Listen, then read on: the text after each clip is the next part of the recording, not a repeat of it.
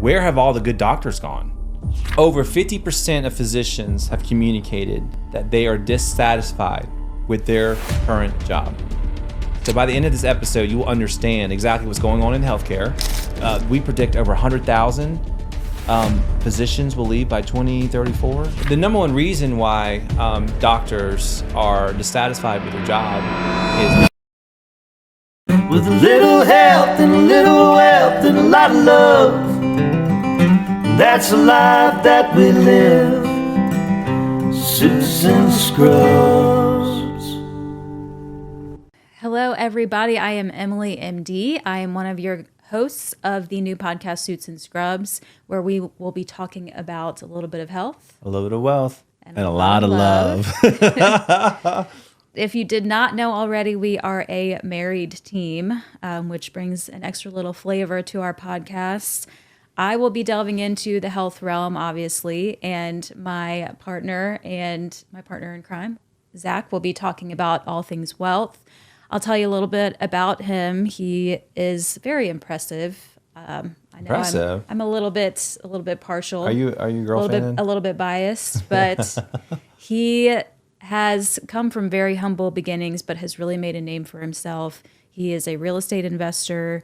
He is an entrepreneur. He loves to give back and mentor those, really wants to help everyone, no matter your background, find financial freedom and be able to retire without, the stresses of, the financial burdens that we're dealing with today.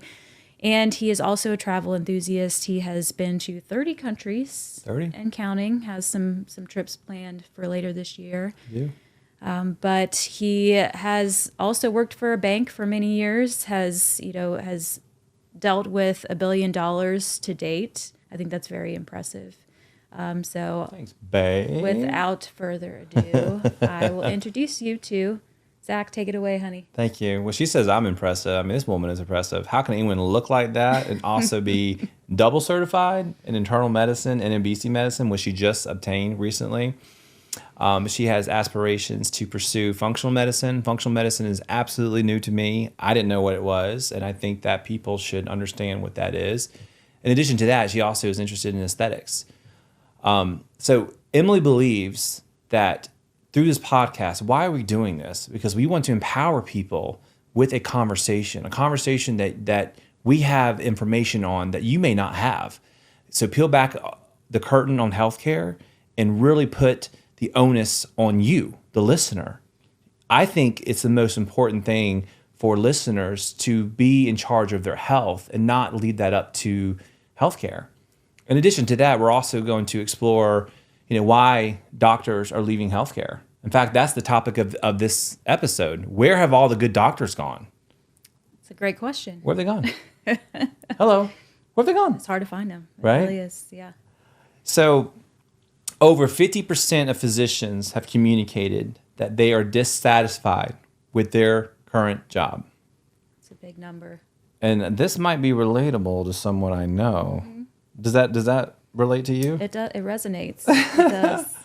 So, and the number one reason why doctors are dissatisfied with their job is 90% is because of the administration duties. Administrative tasks. Absolutely. Yeah. The administrative tasks. And so what we want to do today, this is an introductory episode. There's probably only 2 of you guys listening, but honestly, hey, we got to start somewhere, right? Mm-hmm. and so, there are some really good information. So by the end of this episode, you will understand exactly what's going on in healthcare. Why should you care? Well, you should care because the access of quality healthcare is not as available or will get worse over time. We predict over 100,000 physicians will leave by 2034. Is that what we were talking about yesterday? Yeah, over the next 10 years, there's thought to be a huge deficit. In Absolutely. Not just primary care providers, which is a huge portion of that, but doctors in general, yeah. Yeah. So we'll get more into that later. So, I am going to look down at my guide here because I asked a bunch of questions. I want to make sure, I stay on guide. So by the end of this episode, you'll have better information, start a conversation around what's going on in healthcare. So Emily, we all know you're a doctor, right? But why did you decide to get into medicine? I think it was a combination of things, really. I was always very interested in math and science, or maybe very good at it. It came naturally to me. And so I thought that my profession would go in that realm to some degree. But I think, some personal struggles or changes during adolescence and, teenage years. My grandmother was diagnosed with Alzheimer's, and my mother was the youngest of five. She was the only daughter and very close with her mother. And so she moved in with us, and I saw all the struggles that my mom dealt with of, being a caregiver and, not being able to understand really the healthcare system and, when to trust certain providers and really what to do and what decisions to make. And so I think it really made me want to become an advocate for my family and, be able to take care of my parents as they got older.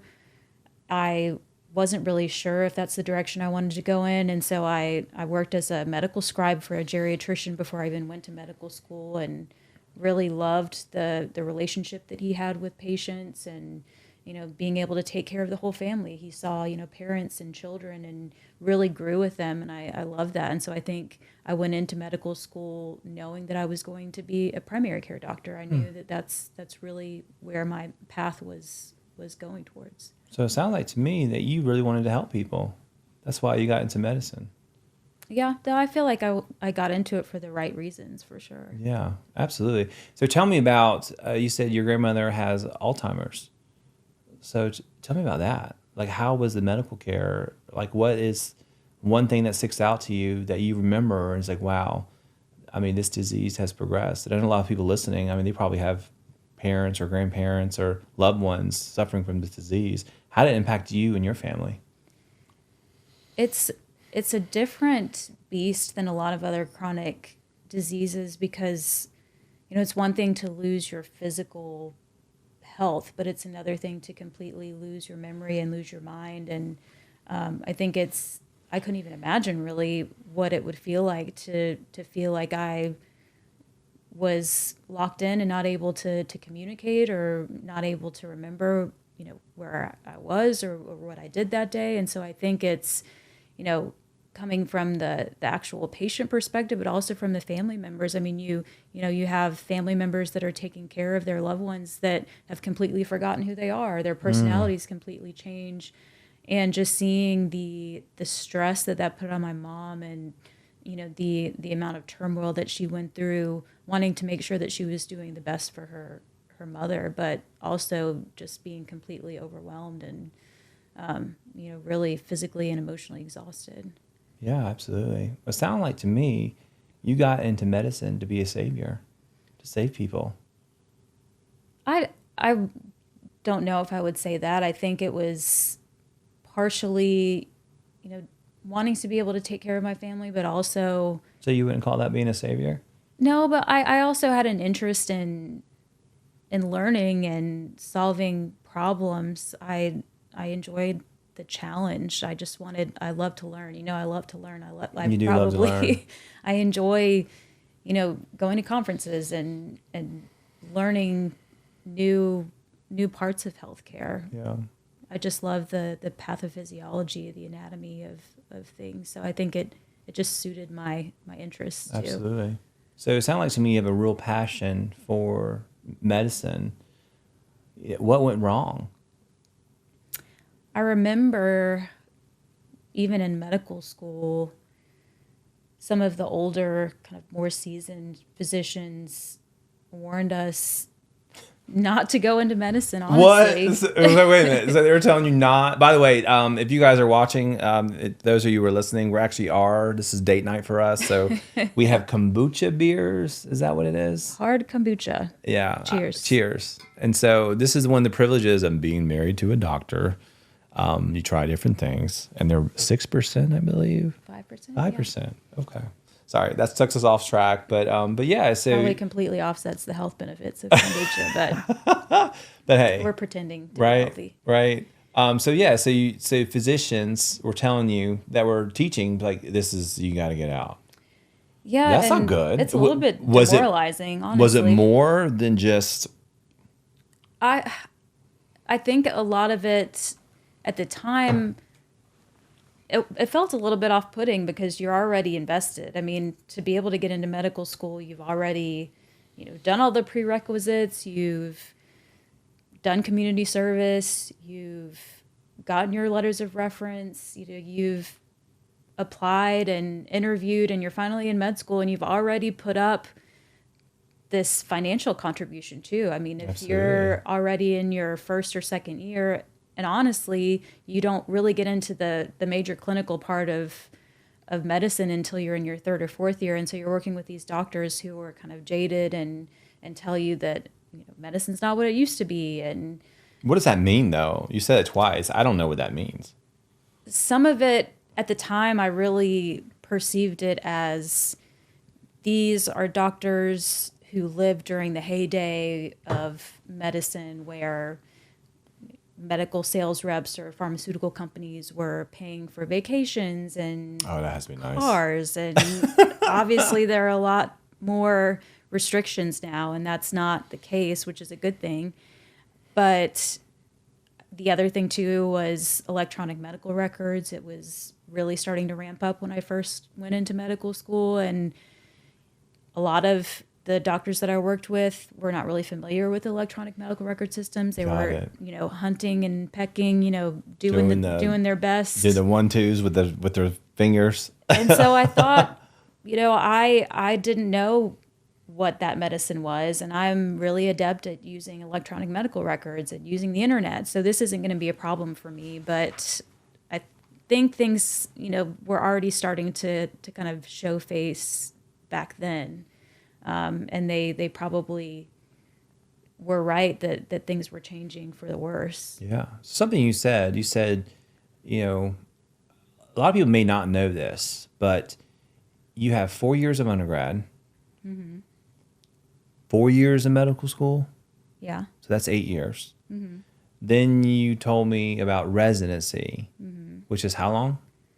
Depends on the specialty. For internal medicine, it's 3 years. 3 years. Surgeons have longer residencies. And then from there, if you want to specialize, you also have a specialty. You go to fellowship. And how long is fellowship, just on average? It can be a year, 3 years. 3 years. Just depending on, longer than that, depending on what your subspecialty is. Got you. So it's 4 years, which is 8. Then 3 years, which is 8, It's a 9, long 10, time. 11. 11 years. It's a long time. 11 years. So when you were finished with residency, may I ask how old you are? I am. Not now, but how old were you when you finished? I was in my 30s. 30s. Early 30s. Wow. So I'll be honest with you guys. When I was in my 30s, I lived through my 20s. Like, I've been to 30 countries and counting. I lived it up. What did life look like for you? Honestly, what's a day in the life of having 11 years of school and training and all of that? What does that look like? It was very hard to have a social life. I missed out on a lot of weddings, birthdays, Christmases. I remember spending or working Christmas Day in the hospital and being away from family, especially during residency. You're working 80-hour weeks. Really, you're just trying to get by, waiting for that light at the end of the tunnel.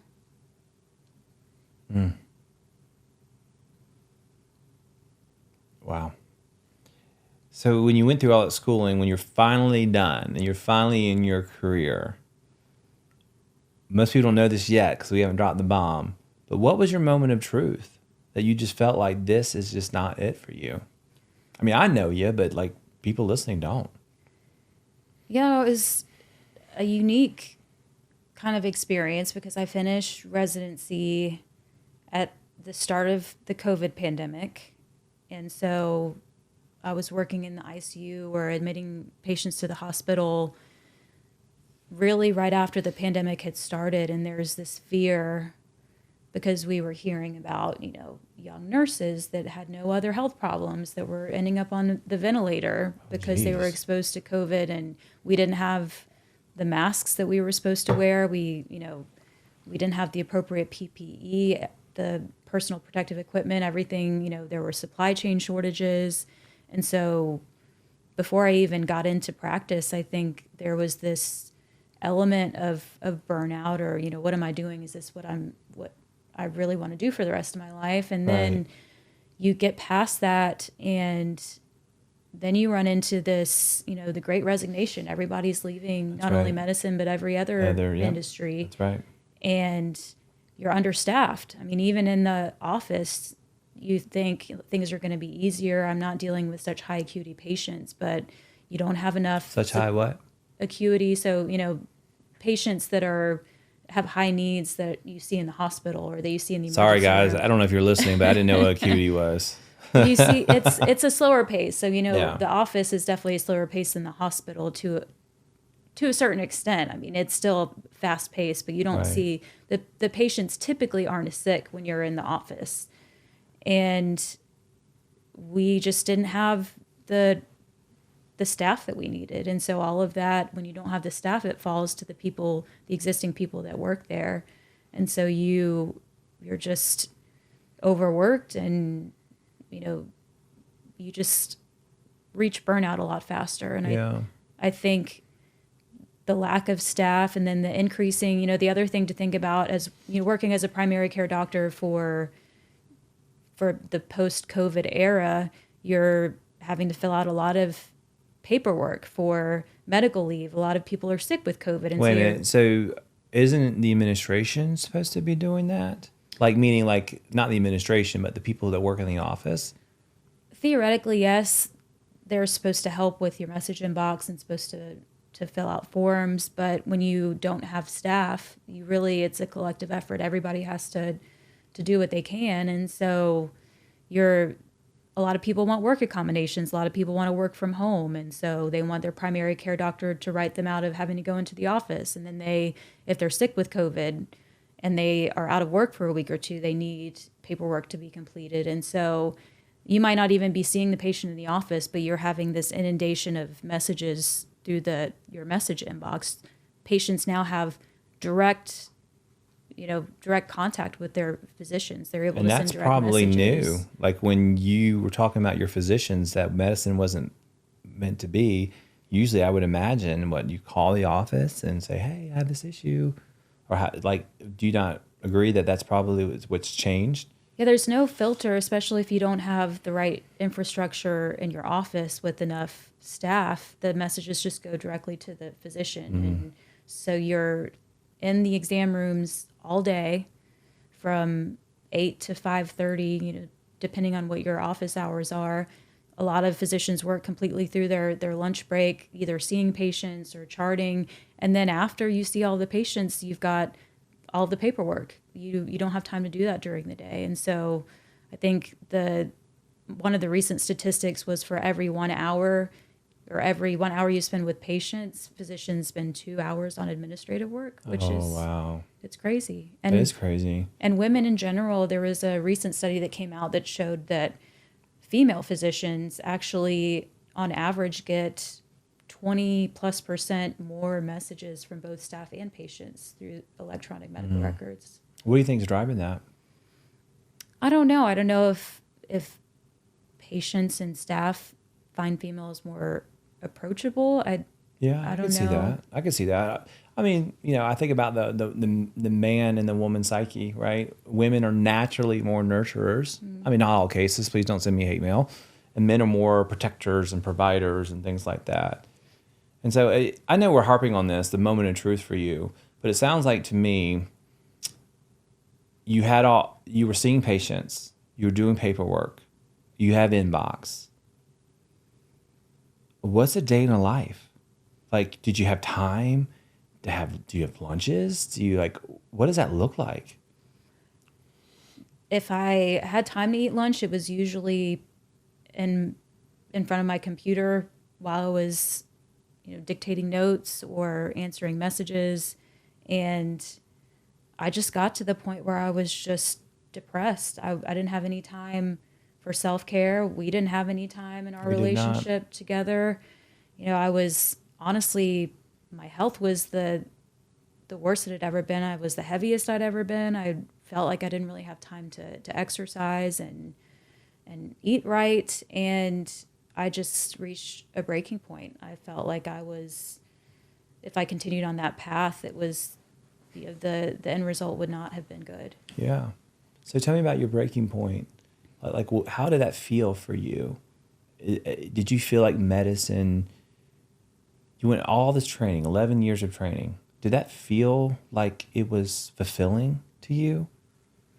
Any moments of where you just felt, man, I really don't want to do this anymore, or just self-doubt?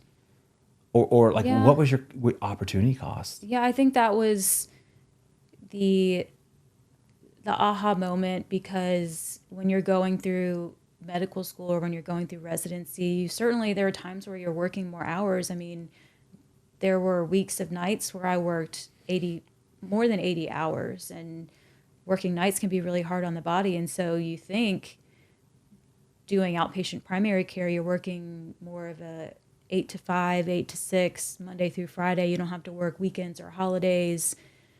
You're going to have the best life. Like that sounds real cush. That sounds nice. Newsflash. Yeah. Did that happen? And then you get into it, and it's like you're just spinning your wheels, because there's really no downtime during the day. At least sometimes when you're in the hospital, you round on your patients in the morning, you have some downtime, you see your colleagues in the hallway, and there's some camaraderie Right. when you're in the office, and you're just in and out of patient rooms all day. And there's also this anxiety that comes with that, of not wanting your patients to feel like you've forgotten about them, and wanting to be on time, and wanting to spend time in the room with patients, but only having an allotted 15 minutes to address certain things. And it's just, you feel like you're not doing what you wanted to do. It just didn't feel like the medicine that I wanted to practice. And you think, I went through residency and medical school, and this is what my life is going to be like. I Wow. thought this was going to be better. And Wow. it just, So tell me more about your depression. Like, what did that do to your psyche? And you spent 11 years, and, as a woman, like, I will be honest, that's probably hard. It's hard on your body. Most female physicians probably don't have kids until later. And so you sacrificed a lot to give back and to help people. You got in medicine for the right reasons. So tell me about the darkest time of your depression and what was going through your head at that time. And just tell the listeners about that. you think about the opportunity costs, and we've talked about this a lot, just, We have. for fertility in general. I mean, my mom went through early menopause at 35, and we've always, we wanted a family, we wanted kids. Right. And you never think when you're younger that, or at least I didn't think whenever I was younger, that I was going to wait until my mid 30s to start having kids. I thought I'd have like a whole brood by now. And Oh, geez. and you just find yourself putting it off and putting it off. I have so much respect for some of my peers who had kids during medical school and residency, because I just don't know how they did it. I mean, Yeah. I could barely take care of myself, and, take care of each other with all the stress that we both dealt with work. And so Right. we just, kept putting it off. And, Well, we've only been married for 2 years. well, yeah. I can hear your ovaries clicking from here. And by the way, guys, as a side story, if you are listening to this, we are going to give you guys updates. But we are currently going through IVF. We are. And just having some insurance, and to make my wife happy, we're going through that. Let's just take a minute to talk about it. Are you cool with that? Yeah. Yeah. Just like, it's not me, it's you. So you want to tell the listeners like how that process has been and where we are in the process right now? It's not something that I ever really thought I would do, honestly. Wanting to be as natural as possible, and That means bumping uglies. but not, there, to a certain degree, it almost feels like playing God a little bit. And I feel like I've always kind of been uncomfortable with that. But I also, I'm a doctor, and I'm a huge proponent of using the the advances in medicine. I'm about to say, like, my thing is like, we won't get into today, but when you say playing God, isn't like everyday medicine or surgery or chemo or whatever it is, Yeah. isn't that playing God technically? Or I mean, it's I mean, it's intervening. I don't know. I guess you just feel a little bit weird about, and not everybody feels this way, but I guess I just felt a little bit weird about IVF in general initially until I learned a little bit more about it, and obviously got older and wanted to be able to have kids, and I had had some testing done and realized that my numbers weren't as great as I hoped they would be, and so that was the catalyst. But it was a process, I think, for both of us. That's right. Being hopped up on hormones is not fun for either It's one not of fun us. for me, I'll tell you that. But at the end of the day, like, I just want to see you happy, and I want you to be fulfilled. I think being a mom is something that you've always wanted, and I want to give that to you. And speaking on this topic, where have all the doctors gone? I think some of the distractions that we've had in our relationship, just to be honest, you quit your job and you're chained. You're chained to something that is so significant. Emily has $250,000 of student loans, $250,000. And yes, people listening like, oh, that was her choice. Yeah, it was her choice, but her choice was to help people. It was not her choice to get into medicine, to be in the situation that she's in, and to compromise the quality of care that she can provide for her patients. So how does that feel?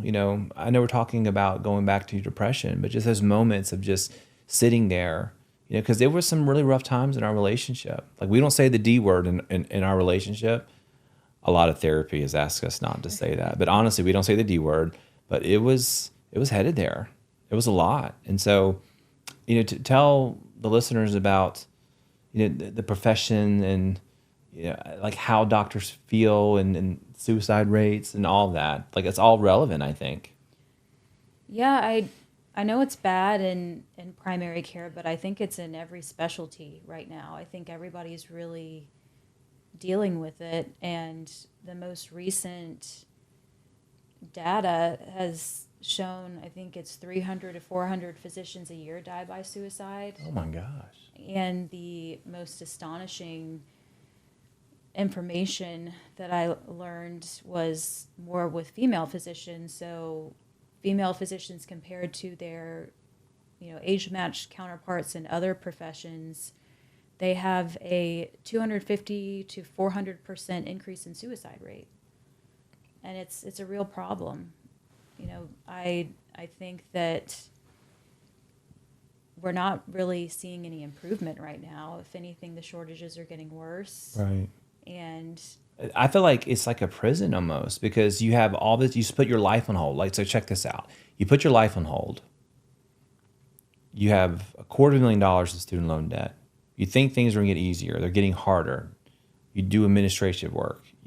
I'm summarizing what you said, and let me know if I'm completely wrong. But you work, you don't have lunches most of the time. You don't have breaks most of the time.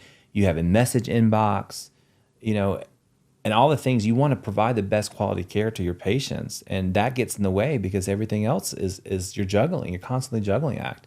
I remember, like, we sleep in the same bed, sleeping next to you, and your phone's going off at 4:00 in the morning, and so it's just hard when you have all these things, and then you have this $250,000. And I'll be honest, it's $35 a day to carry these loans. the interest, yeah. Yeah, and so, do you regret becoming a doctor? I mean, these are a lot of things that are real issues. I don't think I regret it. There were certainly times where I thought about it, and I wondered if I'd taken a different path, if maybe it would have been better for me. But I think this has been a big learning opportunity, and Yeah, that's fair. and just because I had 3+ years of primary care out of residency that Right. gave me the opportunity to meet a lot of great people and form friendships and find mentors.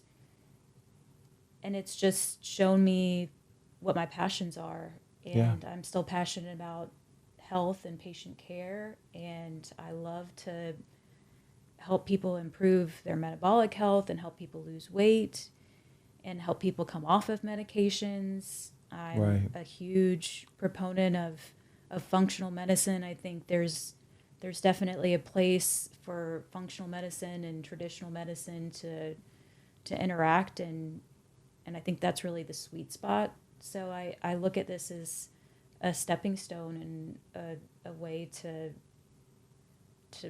pursue my passions, my career passions, my career goals. Yeah, absolutely. I could see that. So, I'm not someone that's familiar with functional medicine.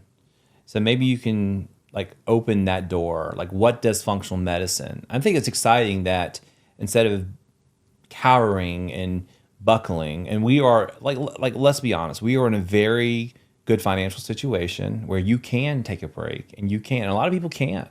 Like, a lot of doctors that are listening are probably just can't take a break. And we'll get into that in just a moment. There's some options that we want to lay out for people that people may not even know about. But yeah, let's talk about functional medicine. So I guess like that's what's next for you, huh? Yeah, I really would love to incorporate it. So functional medicine, they describe the field as an approach, biology-centered systems approach to finding the root cause. And the focus is more on lifestyle adjustment, using food as medicine. And these are things that you probably believe, right? Movement, activity. Yes, I think there's a big place for education and really legislative change, because we see the foods that people have access to, the ultra-processed foods, the way that and they're foods cheap. are handled. Yeah. I mean, health and wealth, from a financial perspective, they're cheap. They are. And they taste really good. They're really driving our health collectively as a population into the ground. And I think where there's some controversy is sometimes there's a divide where people will fully go down that path of alternative medicine, where they are completely against medications. And I think there's a place for both. I do too. I think that people who are undergoing cancer treatment, working with an alternative medicine specialist or doing some of those integrative therapies along with their chemo and radiation significantly improves quality of life and can help them tolerate those treatments better. And just the prevention standpoint, I mean, being able to prevent things like diabetes and metabolic syndrome by using food as medicine to fuel your body and avoid going on those medications and having the complications of those chronic diseases, I think is very powerful. I think so too. And I think you want to talk to the people about what you have developed. It's on our website, suitsandscrubspodcast.com. You developed a free offer for everyone. You want to talk about that a little bit, about food as medicine? I think so Emily really wants to be the gut doctor and the hormone doctor, which we'll talk about in a minute. You want to talk to people about what that guide is and why is that so important? I have really gotten into some research on the gut microbiome, and I know it's a growing field in really every aspect of medicine. Initially we were thinking more specifically the GI system and how the gut microbiome impacts your gut health, but immunity, inflammatory responses, insulin resistance. There are some studies that are showing an impact on mood, anxiety and depression and stress responses with a gut microbiome that it's good to have a varied microbiome. So have a lot of different types of good bacteria in your gut versus only having a few. And I created just a kind of a simple handout to tell you what is involved in your gut microbiome, how to feed it appropriately, how to make it more varied, and I have a full 7-day meal plan to kind of help reset the gut too, to Yeah. potentially help reset your hormones. And by the way, guys, we are doing it right now. We are. We are. And honestly, I'm like 7 days in, and I have never felt more clear. I have never slept better. I ran over 40 miles this month, and I'm working like insane. I work my job, and then I do other things, like we do other things too. And so I can't say enough how much my outlook on life has changed. We stopped drinking, but yeah, we're having a few drinks tonight. In fact, I cracked one earlier, if you didn't hear that. I love that sound. But yeah, so tell us about the pitfalls of, traditional medicine with this new wave of functional medicine, and how this you touched on it earlier, but anything else you want just the people to know, what are the pitfalls with everyday medicine, and how can people really react to what you're saying, with exiting doctors and just having that behind the curtain view. Yeah.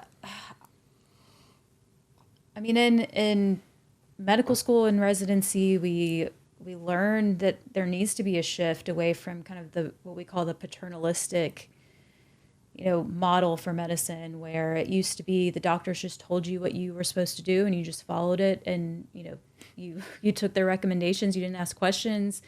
And now it's supposed to be more a shared partnership. You're supposed to be able to educate your patients and decide, yes, you can educate them on how to improve their health and avoid chronic diseases, but it also, what are their drives, what are their motivations, and what are their deficits, what do they need to learn? And it's more of an individualized approach. And unfortunately, with the shortages of not only doctors, but nurses and other healthcare providers, it feels like it's turning into an assembly line. We just don't have the time in the traditional primary care model to really sit down and talk to patients and educate them. And it's just trying to put out fires. It's like playing a game of whack-a-mole.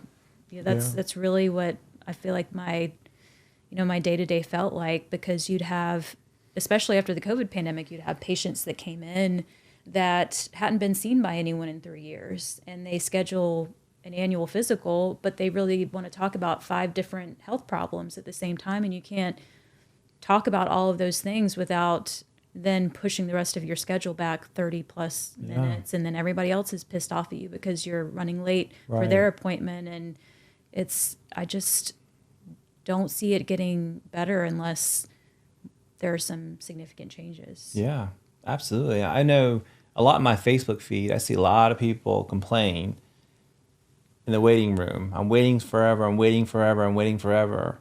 And the number one catalyst that I've seen, it's like the doctors. I don't think that's fair. You have to see patients every 15 minutes. Sometimes they come in for an annual physical, and then they want to talk about a health problem. Like, how does that work with insurance and billing and all of that? That's the other thing.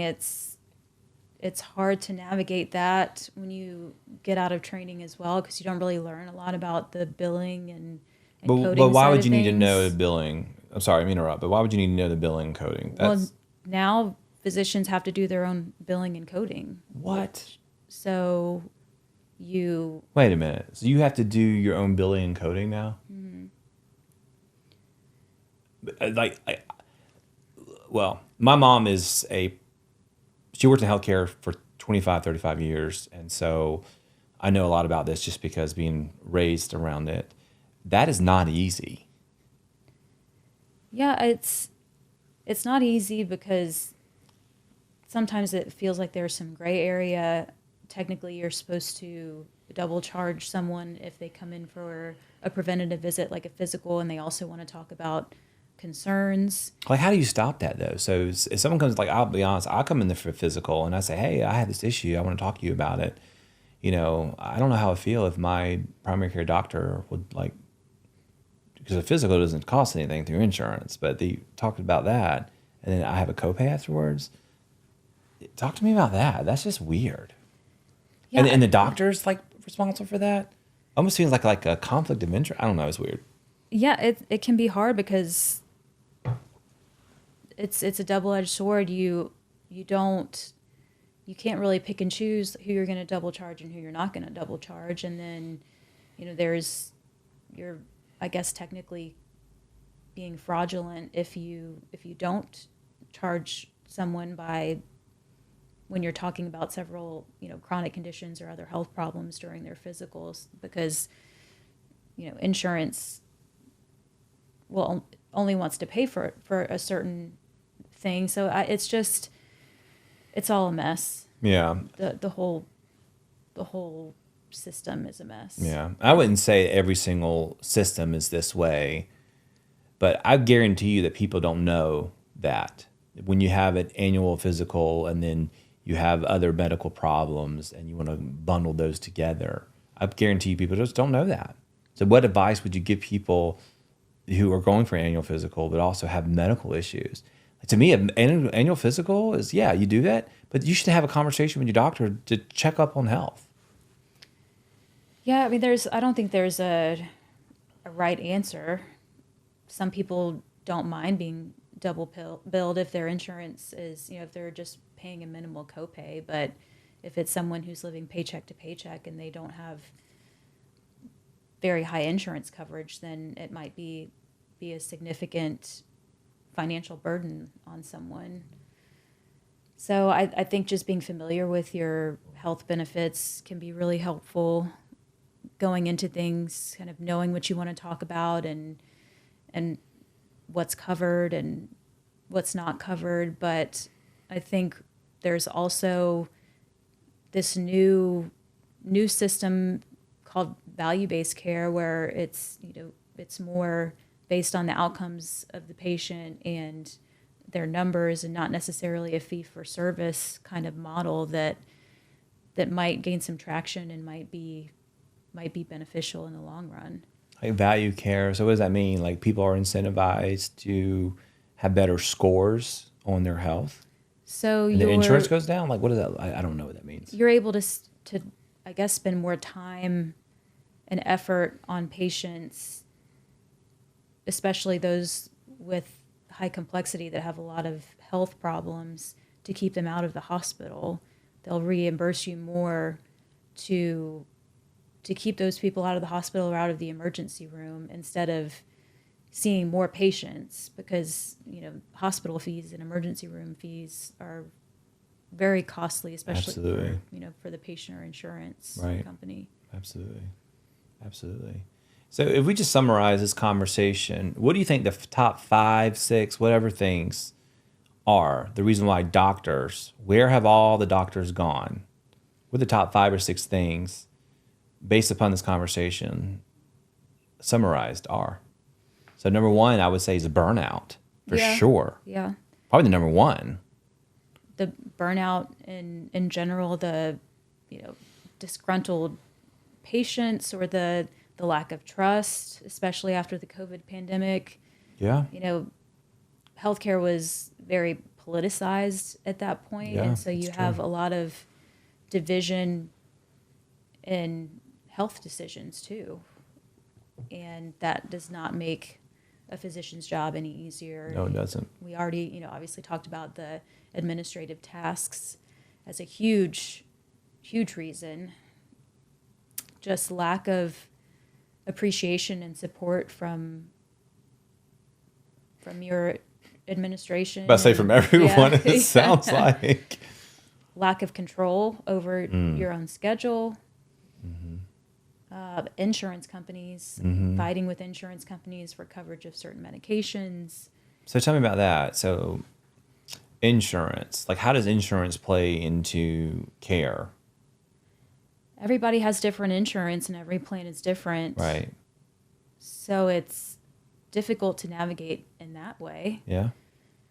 Because it's not a cookie cutter approach. Right. And it's hard to predict whose insurance is going to cover this and whose isn't. And especially with the craze of these weight loss medications like the Wegovy and Mounjaro or Zepbound, going through that process of getting insurance to approve the medication or not approve the medication, it's a very long drawn out process, and the patient gets upset with us because they're still waiting for the medication to get approved, and if the Right. medication gets denied, there's a lack of understanding of, is it the office's fault? Did the office drop the ball on something? There's just a lot of hoops to jump through just to get the best possible medication prescribed for your patient. Yeah. And No, diagnostic testing too. yeah, absolutely. Has there ever been a situation where you prescribe something to a patient and, the insurance is like, absolutely not? Oh, all the time. Or they must try XYZ first before we'll agree to cover this. So who is driving care? Insurance companies have a huge hand in that. Yeah. So what do you do in a situation where you do feel very strongly? Well, first of all, how do you have the time? That's the number one. Like, you go through all this. How do you have the time to ensure that insurance agrees or approves something that you really strongly believe that your patient needs? And then what does that look like? Sometimes you have to fill out paperwork. So more paperwork. Yeah. Sometimes it's extensive paperwork. Other times you have to do peer-to-peer reviews where you actually talk to a provider who works for the insurance company, and they ask you a bunch of questions about why it's necessary to get this test. So you have to find the time in your schedule to be able to call this person and basically argue your case about why you think this patient that you saw personally in the office needs a CT scan or an MRI. And you're arguing it with someone who's never seen the patient, who doesn't know them personally or truly know their background. They're just seeing the patient. So on wait. paper. Are you kidding me? So you're saying that you had to find time in your schedule to talk to a doctor on the other side that is employed by this insurance company and argue your case? What? What? Like, how successful is that most of the time? Generally, I am not an excessive user of diagnostic tests if they're not needed. And so Yeah. when I have a peer-to-peer review, I almost always get it covered. Okay. Well, that's good. That's comforting. But it's still a process. It's still extra time. Right. Right. And I hate to say this, and I'm not saying this is true. So again, don't send me hate mail. But with the doctors going through the turn and burn, they see patients every 15 minutes. Like, sometimes, based on our conversation, they shadow book patients where they think that a patient won't show up. So they'll put another patient on your schedule. So it puts you more behind because the office has to meet a certain number. And this is the business side of me. I know exactly how that works. I'm looking directly into the camera, and I'm not knocking the administration. I'm just saying that sucks. And so, like, how does that all play a factor? It's just another piece that is forcing doctors to leave. It's not one thing. I think it's all things. And maybe COVID was the last straw, and people are just not wanting to put up with it anymore. Yeah. And the thing is, you're chained to your student loans. I mean, you and I are relatively the same age, right? And so I just want to walk people through a journey. And I have spent a lot of my time, and I'll talk about this in the next episode, in growing your skill sets. I have no student loans. I'm not bragging when I say this. I only went to 4 years of college, have many certifications and things like that. I've traveled the world. I have lived life like most people have not lived. I'm not saying this to brag again. And you, on the other hand, by the time I was 30, but you, on the other hand, went through all this training, all this compromise, sacrifice, spent Christmases alone, missed out on birthdays. Your friends are getting engaged. Your friends are having babies, and here you are. And now you're into this career. You have $35 a day on your interest and your student loans. I mean, and you quit your job. I think I'm winning. No, I'm serious. I say that jokingly, but if we don't address this in common healthcare, and yes, it starts with a conversation, it's only going to get worse. And who suffers? You guys. You guys listening, you guys suffer because access to quality care goes down and down and down and down. And so, I know you personally. Emily has, and we probably show a roll of this, one of the highest patient satisfaction scores, over 140, 150, I believe, 4.9 rating. Some of these, I'm not just saying this because she's my wife. I'm just saying this because I know what kind of person she is. She really cares. And taking that extra time and all that has really put a toll. She cared so much, it put a strain on our relationship. We almost dropped the D word, Em had a few nervous breakdowns. She told me not to talk about it, but honestly, it happened. It happened, and you had to take a leave of absence. You want to tell the listeners about where you were in that headspace, and just, I would come home and I would open up the door and she would just be crying. And I hate to say this, but after like a year of it, I just say, oh, Emily's crying again. And I'm not a bad husband for saying that. I hope I'm not. But it was just so frequent. It was just like, get out of it, and that really is the situation that you were in. It was just really hard to watch you struggle like that because, I know you're a perfectionist and I know you want to do a good job and you want to help everyone. And, there's that one patient you got to do this with and do that with. And she could never let it go. She could never turn it off. She always was thinking about her inbox and her calls. And so I just want to leave that with people, like a real life example of where have all the good doctors gone? Emily's gone. She left. Yeah, it's not a unique story. I think it's happening everywhere. And unfortunately, there were patients that established with me that I was already their third or fourth primary care doctor. They'd been left behind by multiple already. And that's the worst part of it, I think, leaving the patients behind. I had a hard time with that. I know you did. But I know you did. I know there's some patients out there. You got to take care of That's your right. own health and well-being too. And That's right. If you don't feel like you're being valued and you're not enjoying your life to the fullest, you got to make some changes. That's right. That's right. I'm proud of you. Proud of you.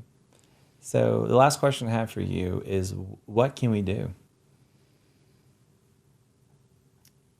What do you recommend? The doctors that are currently living this, what are you exploring? What are you looking into? What advice can you give to the people that are listening that may be doctors, or not just doctors, but healthcare workers? Like, what advice? I mean, obviously you have a husband, it's a sugar daddy right now, but to me, my wife's happiness is far more important to me than, I don't know. Yeah, I think awareness is key. Just people knowing the condition of the healthcare system right now and having a little bit of grace. Grace is definitely helpful. You might be waiting 20 or 30 minutes to see your doctor, but I can promise you that they wish they could spend more time with you, and they're overworked and burned out. Yeah. And it's often not their choice to be seeing as many patients as they're seeing. It's just the nature of the beast right now. There aren't enough doctors to go around. Yeah. There's not. I think, we're living in the metropolis. So if you're listening to this in other cities, maybe you don't have access to quality care, or maybe, you take 2 or 3 months to find a doctor. It is tough out there. And so I know Em is exploring, additional specialties just to explore her passions and see if she can approach medicine from a different perspective. And so we're just going to share that journey with you guys to just kind of see. We thought about buying a practice. We thought about opening a practice. There's a lot of big barriers to entry, which is just a fancy business way of saying is really fucking hard with investments and all of that, systems and insurance and politics and the insurance alone. I think it would cost us about $1.5 million to open up a wellness center. And we looked into that.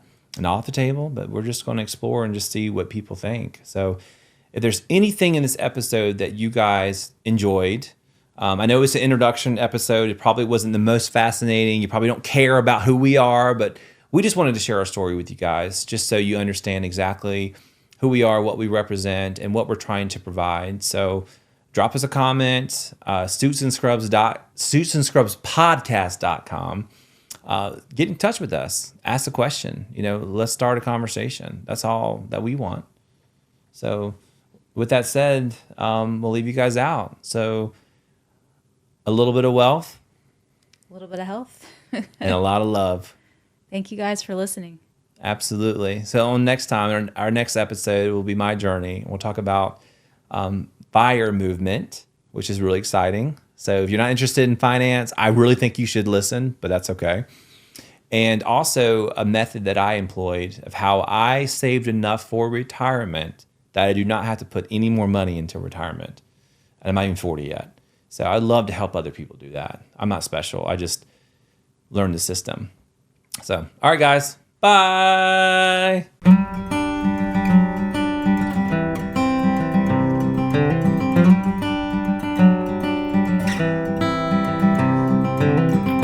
He's on the hustle, she's on the grind. There's no time to kill.